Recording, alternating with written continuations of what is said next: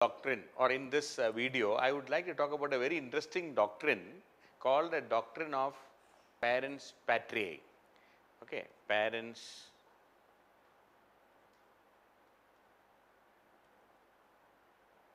P-A-R-E-N-S patriae. Okay, so very interesting. That is why I would like to talk about this. It is part of our Article 21 and a very interesting aspect. Small one, but sometimes when you see this, how is it linked? Let me talk about that. So this doctrine of parens patriae, father of the country. Parens patriae means father of the country. Meaning it has originated in British law in as early as 13th century. It originated in British law in 13th century itself. It implies that king is the father of the country. Okay, so it's a British law.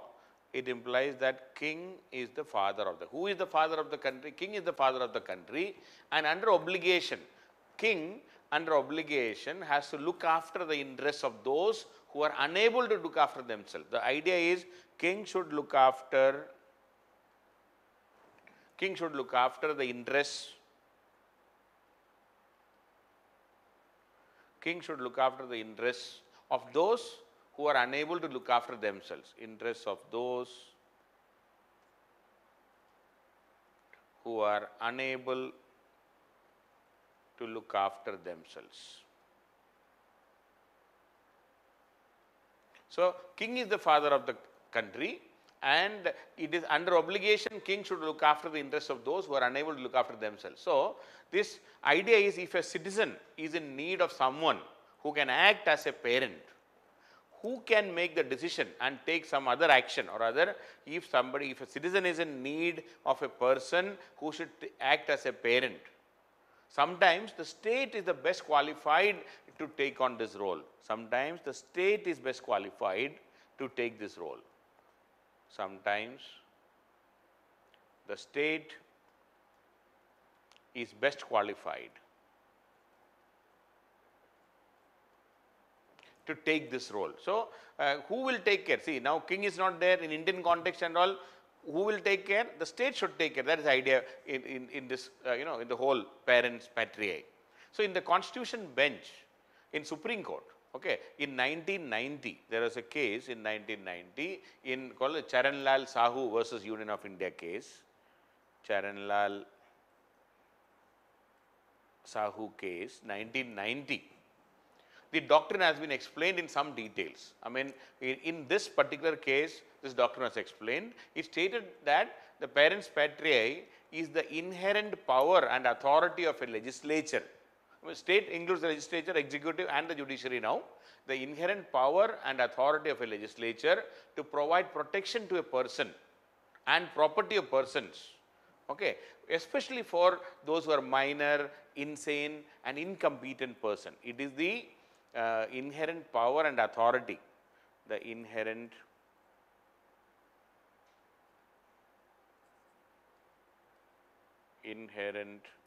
power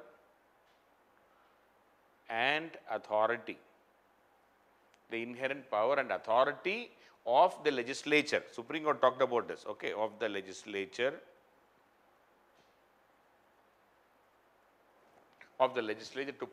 to provide protection to a person or to the persons and their property, especially those who are minor, especially especially those who are minor, insane or incompetent persons. So there is an inherent power and authority of the legislature to take care of those persons as well as the property. So this parens patriae jurisdiction is the right of the sovereign and the duty of the sovereign in public interest to protect persons under disability who have no rightful protector. So finally, what is the parens patriae jurisdiction? So now the question is, what is this parens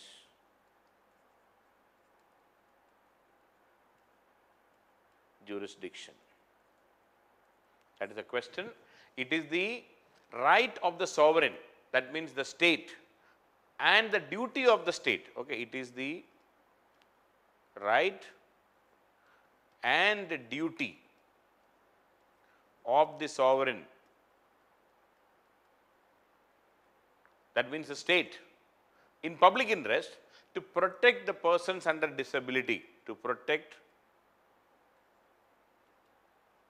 the persons under disability. Okay, it is to protect the persons under disability, or rather those who don't have any rightful protector. That is the meaning of it.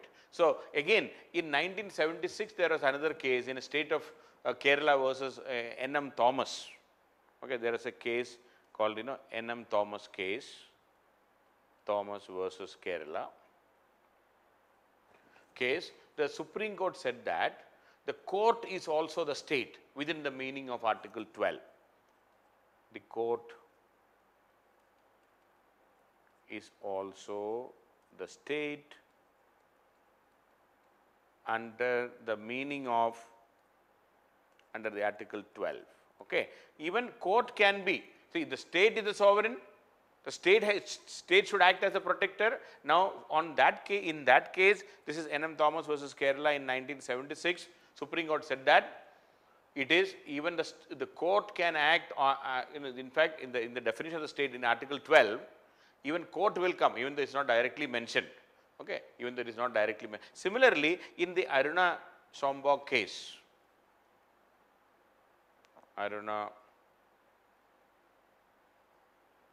Shambhog case, Supreme Court, in 2010, Supreme Court said that if a person, see, in Aruna was in a vegetative state, she was in coma, and when a person is in a vegetative state like this, who will take a decision on behalf of her?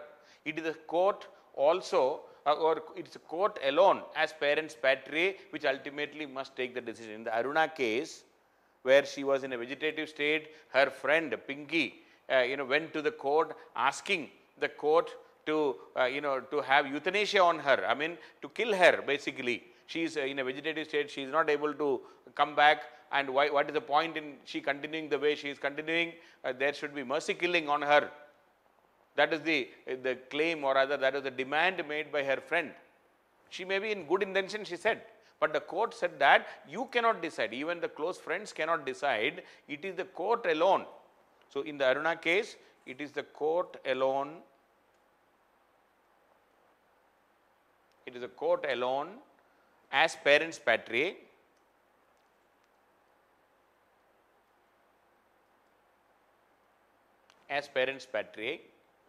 which ultimately must take the decision, or who will take the decision of switching off the ventilator? That is the question. Court alone as parents patriae must take the decision, must take the decision, must take the decision.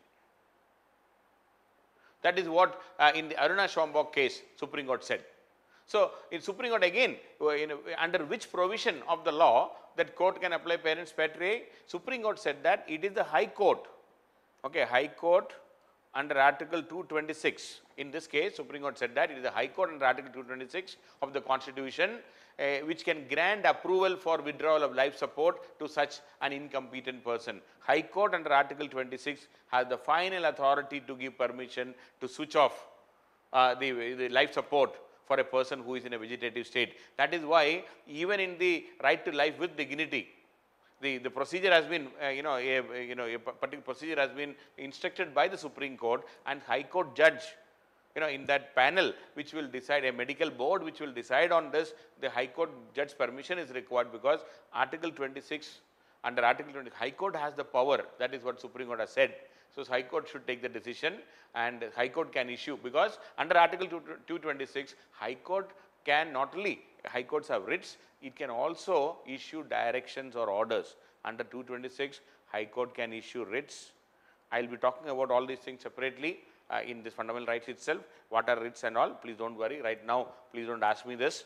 High Court can issue writs, as well as High Court can issue directions or orders. directions or orders. High courts can issue directions or orders also. So, under Article 226, so this direction order including switching off the life support system. Then in another case, in the Punjab and Haryana court, okay, there was a, where the parents patriae issue was come, that was in 2009. Okay, there was a mentally challenged girl, and she was pregnant. She was impregnated by somebody. She was a mentally challenged girl. 19 weeks of pregnancy was already there. An NGO approached the court, and the NGO was asking the court to give a direction to force this girl to go for abortion. The court refused. And in fact, then the NGO asked this question, who will take care of this child? This girl is already a mentally challenged. She is, even though she is physically grown, her mental level is less than 10-year-old child's mental status. Who will take care of this child? So this question, a big question mark. And the NGO asked this question to the court. And Supreme Court was, both the sides, one side, who will take care of this mentally challenged child, the female, she got pregnant. Now, if she gives birth to a child, what will happen to that child? So, Supreme Court finally, again advancing the same doctrine of parents patriae, Supreme Court said that life is more important and said that nature will take care. Who will take care? God will take care type when we say. Similarly, the Supreme Court said in 2009, it said that nature will take care. Nature will take. I mean, that is a very, you don't give this, I mean, why Supreme Court said? Supreme Court said life is very important. Now, only because, see, what happened to this, this mentally challenged girl, we will not look into that. Who cheated her or who did it and all, we will not look into. Now, if it is a healthy child, if she is pregnant and this mentally challenged girl is pregnant, and if she is bearing a healthy child, it is not, the High Court, the court felt that this is not the right decision to ask her to go for a summary abortion, because after all, the child in the womb is a new life, and we should give, importance to life. So, who will take care? There is a big question mark. Court said that nature will take care means the court and the state will take care. That's what ultimately they are saying. But the first preference is for life. And this doctrine of parents patriae comes in many places like this. So, even in the issue of euthanasia, when somebody is in the vegetative state, even if there is a living will, who will take care of such people? It is a responsibility of the High Court, or there are already a detailed, description is already given. It is a duty of the state. King is the father of the country. Similarly, the state, the sovereign, the state is the father of the country. In the state, we have legislature, we have executive, we have the judiciary.